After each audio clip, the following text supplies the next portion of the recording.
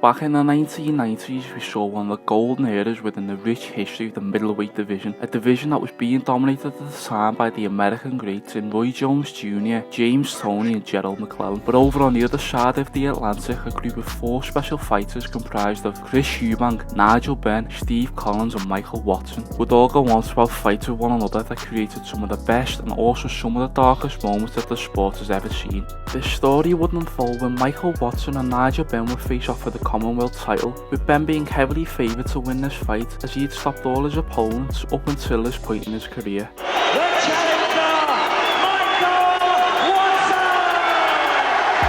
The Dark Destroyer, Nigel Benn! It looks as though it's going to be a grueling slog now. Which one's going to be first to go? Oh, perfect punch! He's got caught in the eye there.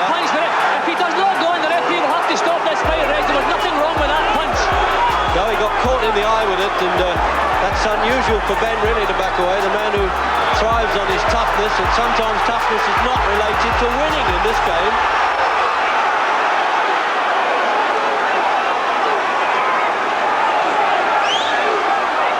Oh, he's gone. So, the big hitter has been hit in the 6th round, and the way he backed off from that punch in the eye, it looked as though he wasn't sure he'd been counted out on his feet in America and everywhere, but this is getting ridiculous. Following the defeat to Watson, Nigel Benn would then put himself in a position to fight for the WBO middleweight title when he faced off against Doug DeWitt, where Benn in true Rocky fashion would get up from a brutal left hook to capture the middleweight title via the 7th round stoppage of DeWitt. Just keeping Benn controlled more fighting. Oh, a good shot punch. I don't think he's going to get up from that, he says Randy Newman, and of course the witness says yes, but it's all over, bar the shouting, Jim.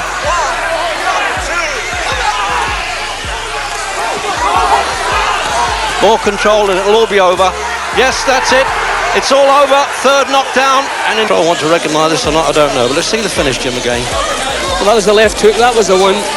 Benn hit him, but he hadn't. And there it is again, a real close-up job there. The uppercut came up. The referee allowed it to go to the 3rd knockdown, Reg, because DeWitt obviously had nothing left. He hadn't really had a good round all the way through the fight. The referee, for me, could have called it off. Benn again would then put his name on the map when he brutally destroyed former 3-weight world champion Ram Barkley within 1 round.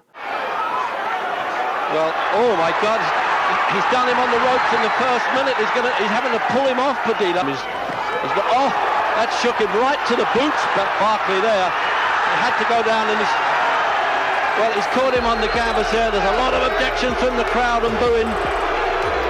That's the 2nd time Benn's thrown punches when Barkley's been on the floor. He could end up disqualified here. I think it's unlikely they have the no foul rule. He'll take the points away from him. What a round. He's done him again. Remember now, the 3 knockdown rule of WBO is in effect if he goes down once more in this round. No, he stopped it already.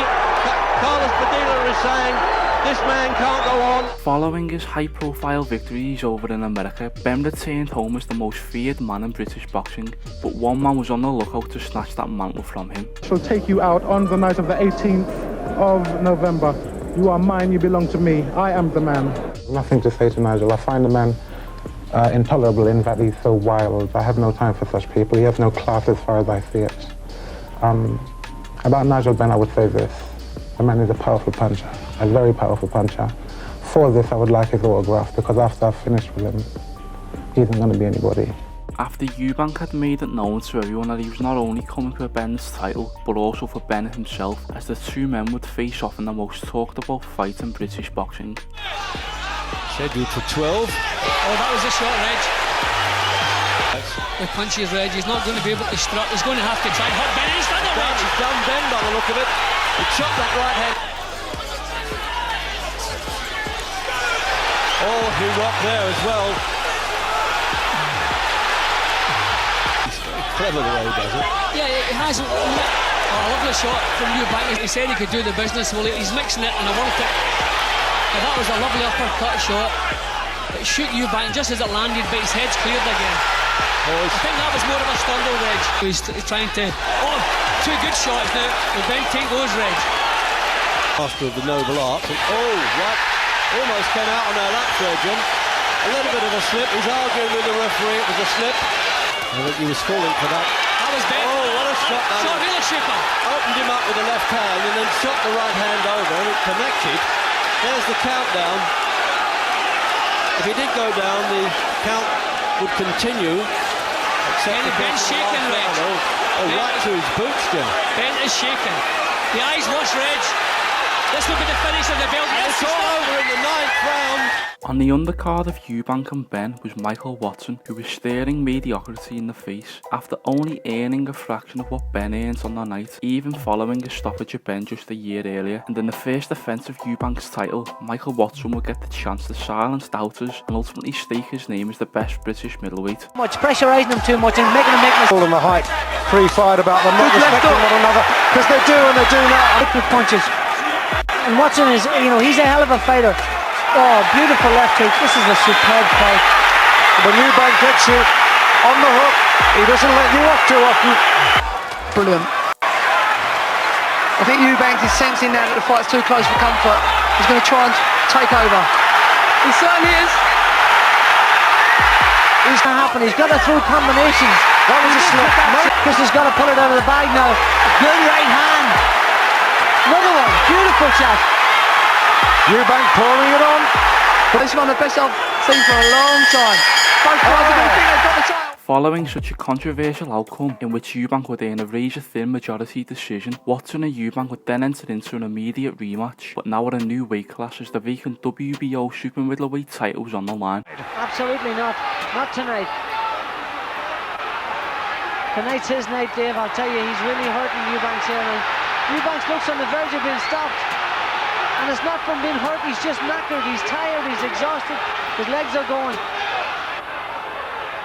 What a round, what a round. He's down. He's straight up. There is a mandatory 8, no there is not, back he comes. Oh, he's got Watson down. I don't believe this. Watson is gone, he's out looking. completely, Dave. There's the bell. I think Watson's got to just cup his hands around his head like this against Ben. He's really in trouble here. Eubanks is doing the wrong thing. What he's got to do here is he's got to tee Watson up, not throw a load of punches because he's too tired for that. Watson's got to go back to the Ben fight and keep his hands up. The referee's on the verge of stopping it. He stopped it. He stopped it. Unbelievable. Following the fight, Watson would tragically collapse in the ring, where there was no ambulance or paramedic present at the event. A total of 28 minutes would elapse before Watson received treatment in a hospital neurosurgical unit. Watson would then spend the next 40 days in a coma and then had 6 operations to remove a blood clot that was present on his brain. The Eubank and Benn rivalry would once again ensue after Nigel Benn made the jump to super middleweight and captured the WBC title. This is to my brother, yes, I know who died. and to tell you what, he died young. And the other person who gets that belt now is Michael. Michael, I hope you're watching. That is your belt, and no one can take that away from you. That's from me to you with my love, Mike, and that is your belt now. Nigel, just behind our cameraman there is Chris Eubank, who's come to watch you tonight. Oh, this is great. Well done. Now we can do business. Now we can do business. You hear me? Yeah, now we can do business. Okay, Chris, are we going to get this fight on? Nigel has accepted. I accept. I mean, let's do it. Yeah, I mean, I'm here. I'm ready. Eubank and Benn would then face off in an all-British unification matchup as the WBC and WBO super middleweight titles were on the line. Oh, good right hand punch there, Jim. Right above us here. He's hurt Eubank. Oh, now it's really livening up now, and it had to do that. Loves to tear up Nigel Benn now. That suits him. He wants to draw Eubank into swapping punches with him. Good right hand again from Benn.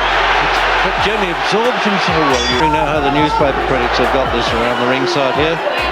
Sponsored, of course, by the Daily Mirror newspapers, this fight. Find a winner here anyway. See Benn again, he looked very lazy in the 11th round, and I don't think he's got an awful lot left, but here he fires back again. He's going to have to spring into life here. Chuck Hassett scores the bout 114-20. to 114, even a draw. The decision. Yes, it's a draw. Draw. Following the draw to Eubank, Nigel Benn would then make 2 low-profile title defences before facing off in a 1995 Fight of the Year against the hardest-hitting middleweight and then WBC middleweight champion Gerald McClellan. McClellan looking for him straight away, Reg, right from the opening bell. He's looking for the finisher. He's ducking very low, Jim, below the waistline, and he looks as though he's done him in the opening round, and we thought this might happen, leaving it out of his mouth, the gumshoe like that. I think the referee's entitled to come and put it back. It's obligatory. Oh, there he goes again. To get a bit more composure into his work. I saw him in a spa session once with Tommy Hearns in the front gym and did for it, and they got applause. Can you imagine that at a workout? That was a tremendous left hook from Ben. Oh, good right hand again from McClellan. Oh, he's down in trouble. He's in trouble in the 8th round here. He rolled back from that punch and he was hurt, Ben. Right above us here, Jim. Look at there he goes again. The wounded lion bit again. But he's bang in trouble here. Legs of that Dredge. He's got to get out of that corner, Jim. He's got to get out of that corner and he won't. But he doesn't mind being in the corner. That was the own impetus of missing with the punch. He's got to count there, the referee. Ben was like... Referee from France doesn't vote. Oh! Well, you saw that punch coming. The crowd must have seen it coming. They're on their feet. Nigel Benn. This is all heart is won in this fight. He's punching and he's going to do it. He's going to stop him, I'll tell you that now. This fella doesn't like it the way he's going down. Of course, you're not going to enjoy being hit. But Jim Watt and I, when they go down like that, and he's shaking his head, he's going to count him out, isn't he? He's going to count him out, Jim. He's quit. He's done him. He's quit. What a fantastic performance. This...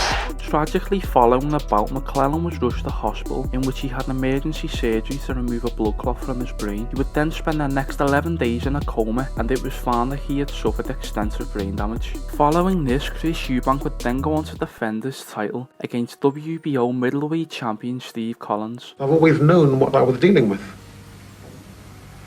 I don't know what I'm dealing with tonight. I'm fighting someone who is mechanically orientated. And that is just an unknown area. It's not fair that I should be put into this situation. Coward? You've seen what I've done in the past. I've proven what my heart is, you know. What kind of Steve Collins are we going to see here? Round 1 to Eubank. Pulled his knee up in that exchange. Collins gets through again, he's fast. Very good shot, Jake.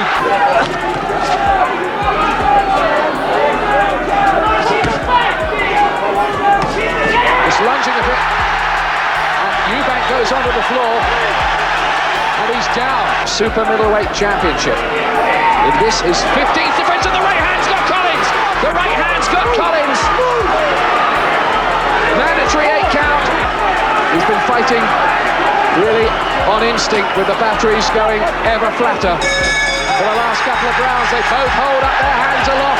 Who's got that? And Judge Ismael Fernandez scores the contest 113 to 114.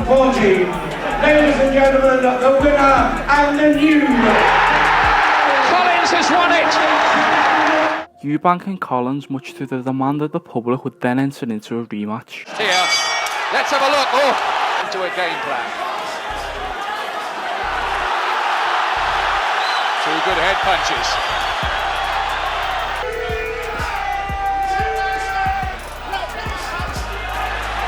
Work, work, work all the time from Collins. Throwing much, much more leather than the former champion.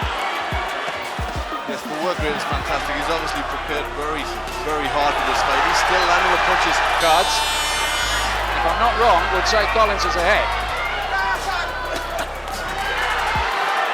8th round.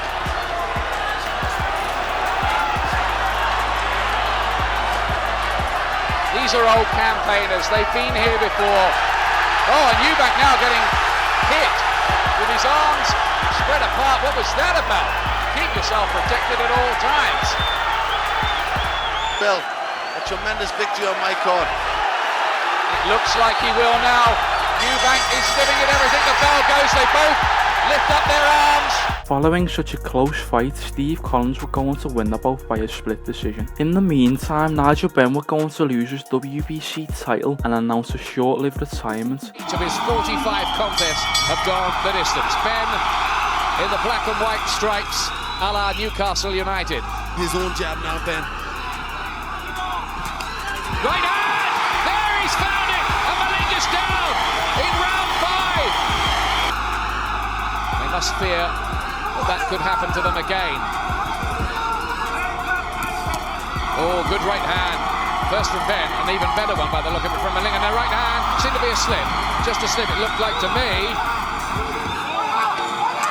Well, he's counting that as a knockdown. Ben is complaining that it was a slip. The corner are in absolute uproar about that. That could be absolutely crucial. Ben needed a massive last couple of rounds, we think. There goes the bell to end it. Judging ringside, Omar Minton scores about 115 to 111 in favor of the winner, and Nude. Malinga has got it. Ben has lost his title. I'm not going to make up any excuse, but now it's time to call it a day. Nigel Benn would then come back to try and recapture the super middleweight title when he faced off against WBO super middleweight champion Steve Collins. But is Eubank in one of the fights did have Collins on the floor and didn't really follow up. Left hook gets through from Ben. This is spell Ben had right at the start of the round. And he really got the leverage, he really wound up to that left hook. Collins did tremendously well to take a punch like that. Collins came back, he's a real warrior. And he had a good spell in the middle of the round where he's trying to put the pressure on Ben, but Ben was just moving his head very well there to keep out of the way. Ben, again, the good work, the left hook, he's very much a fighter with a lot of pride. He'll not go out without a tremendous fight. Down goes Ben.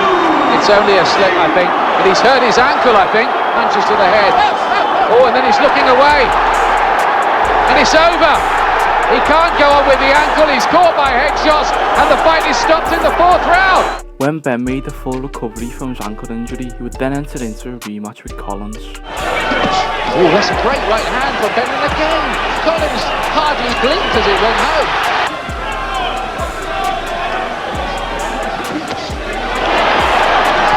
Still from the memory bank comes the left hand, but he threw so much into that one, he lost his balance. And, well, let's get a word, if we can here, with the WBC super middleweight champion, Robin Reed, who's with us at ringside. Robin, how are you seeing the... Well, before that, hang on a minute, wait, before we do that, it may be the end of the contest. It is over. It is over. Ben has been pulled out at the end of the 6th round. Following the fight, Nigel Benn would ultimately go on to retire, while Steve Collins would make 2 more defences of his title before calling it a day, while Chris Eubank would try to recapture the WBO super middleweight title, but he would ultimately fail, losing to the rising Joe Calzaghe. Eubank would then jump up to cruiserweight to fight the WBO champion Carl Thompson. Eubank would go on to lose both fights that he had with Thompson before retiring. Eubank has been stopped for the first time in his career, and Carl Thompson has retained the title. And Micheal Watson and McClellan would go on to make recoveries following their injuries.